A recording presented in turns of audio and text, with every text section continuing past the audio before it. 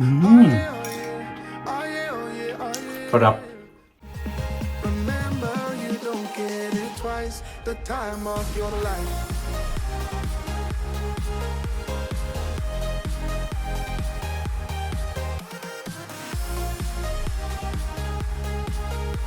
Remember, you don't get it twice. Sabi nga nila mga Pilipino ay hindi kumpleto ang pagkain kung walang rice. Yung iba, they prefer the plain rice, and yung iba naman, mas gusto ang fried rice. Lalo na siguro kapag ang ulam natin sardinas, itlog, tuyo, dilis. So napakasarap ng pagkain natin yan sa umaga as our breakfast. And for today's video, ang isi-share ko po sa inyo for today is yung aking version ng Thai basil fried rice. Napakadali lang gawin nito at saka very affordable. And before that, don't forget to like, watch the whole video, subscribe, and share my video.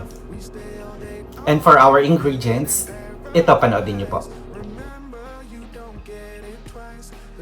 So let's start na sa ating pagluluto. So habang pinapainit ko itong wok natin. So first, butter. Second, yung prawn natin, ipiprito muna natin siya. So kapag sandaling-sandali lang to, kapag naluto na siya, alisin ulit natin. And now, yung ating onion. Mas maraming onion, mas masarap siya. Depende sa atin. And also yung ating onion, depende sa atin kung ano yung gusto natin. It's either yellow, white, or yung pula. Depende din sa preference natin. Yan. So next, itong ating minced garlic.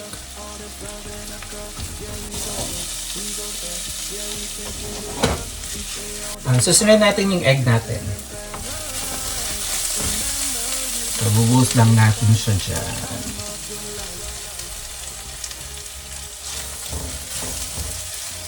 Tapos, halu-haluin lang siya.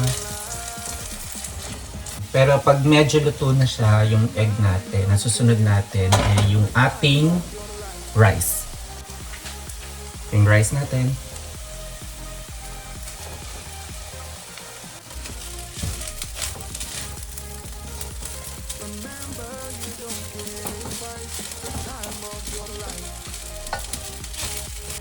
So, medyo luto na yung rice natin. Ayan. So, ang susunod natin yung sauce na pin-prepare natin. So, sabi nila, hindi na direct sa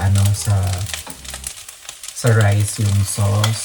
Medyo sa gilid siya dapat.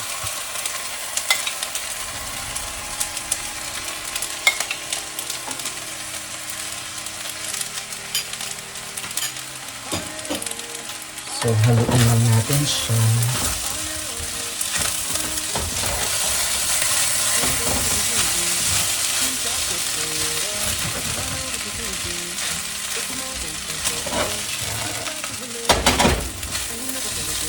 And now, yung ating dry basil.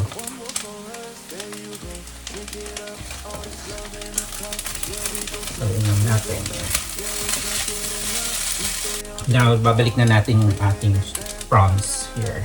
Remember, you don't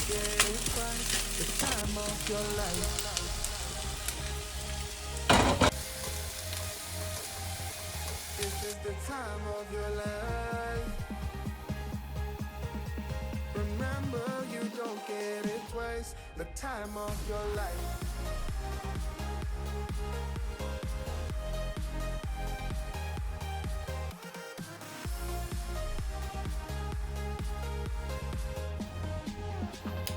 Yung mga portion, let's try.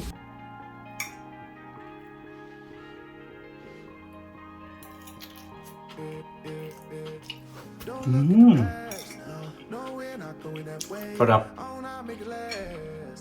Nga pala, depende sa inyo kung anong type of rice yung gagamitin ninyo.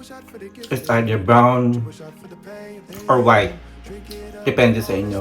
And also for the protein, ginamit ko lang yung prawn dito. So, depende din sa inyo kung gusto niyo prawn or kung gusto niyo ang chicken. But for me, I prefer prawn for this one. This is so delicious. For sure, magugustuhan po ninyo to. Try nyo. It's so easy, affordable, at saka ano siya, madali lang siyang gawin, promise. Or kung walang basil, pwede nyong lagyan ng spinach. Or ng bok choy, o kung ano yung prefer nyo na na vegetable na gusto nyo ilagay. Pwede din naman ng broccoli, if you want. But this is good. Really good.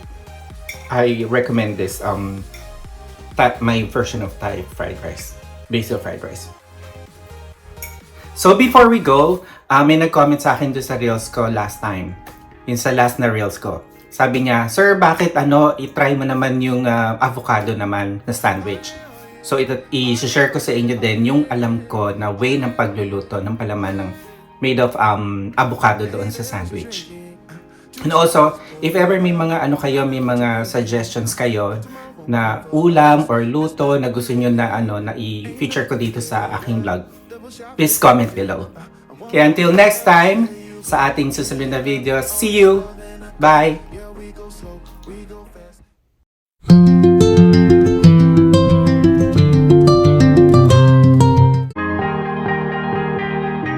Oh yeah, oh yeah, oh yeah, oh yeah, oh yeah. Remember, you don't get it twice. The time of your life.